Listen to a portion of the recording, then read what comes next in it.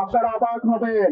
আজও দেখলাম দুপুর 1টা বাজে ওই মারায় আমাদের 11 জন ভাইকে, আমাদের 11 জন সেনা সদস্যদের উপর অতর্কিত হামলা করেছে।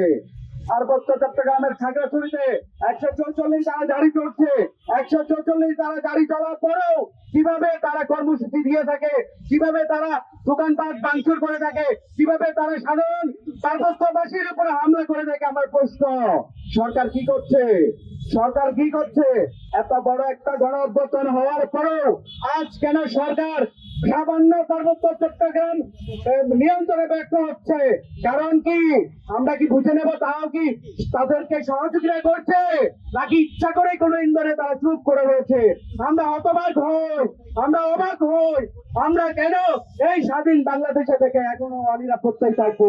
কেন সাজেক থেকে আমাদের সেনাবাহিনীর দল, সেনাবাহিনীর নিরাপত্তা নিয়ে আমাদের পার্বত্য চট্টগ্রামের বাইরে আসতে হবে? আমরা অবাক হই, আমরা খুবই হতাশ, আমরা খুবই হতাশ।